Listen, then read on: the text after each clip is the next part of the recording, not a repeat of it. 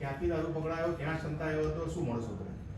હું ખોખરા પોલીસ સ્ટેશનમાં ગઈકાલે ખોખરા પોલીસના જે સ્ટાફ છે એ લોકોને બાતમી મળેલી હતી કે જે ખોખરા પોલીસ સ્ટેશન વિસ્તારમાં હાટકેશ્વરનું જે સ્મશાન આવેલું છે, સ્મશાનમાં દારૂ સંતાડેલો છે.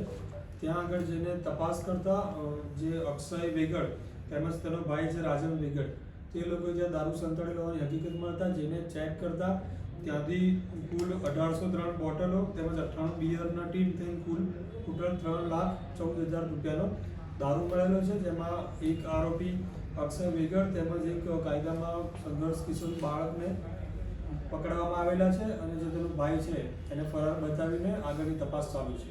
કઈ જગ્યાએથી લાવ્યા હતા અને કઈ રીતે સંતાડેલો દારૂ? સીએનજી ભટ્ટીની નીચે કંઈક સંતાડેલો? જે આ લોકો દારૂ સંતાડેલો હતો, જે હાટકેશ્વરમાં સ્મશાન આવેલું, સ્મશાનની અંદર સીએનજીની જે ભઠ્ઠી આવેલી છે એનું જે બોયલું છે તેમાં સંતાડેલો હતો. અને જેના આધારે પોલીસને બાતમી મળેલી હતી કે આ રીતના સ્મશાનમાં પોલીસને કે અન્ય કોઈ લોકોને શક વાઈમ જાય નહીં તે રીતના આ લોકોએ સંતાડેલું છે. જેના આધારે જઈને પોલીસે તપાસ કરતા જે ભઠ્ઠીની અંદરનું બોયલું હતું એમાંથી દારૂ મળી આવે છે. સાહેબ, આનું બેકગ્રાઉન્ડ શું છે આરોપી પકડાયેલો?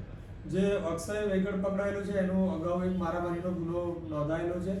અને જે રાજન વેગડ છે કે જેણે દારૂ મંગાવેલો હતો એનો સમગ્ર વસ્તુ એ કરતો હતો, જે હાલ ફરાર છે. જે પકડાય તેની વિગતવાર પૂછપરછ કરીને એ ક્યાંથી દારૂ લાવેલો હતો, કેટલા ટાઈમથી લાવેલો હતો અને કેટલા ટાઈમથી આ વસ્તુ કરે છે તેની તપાસ કરવામાં આવશે.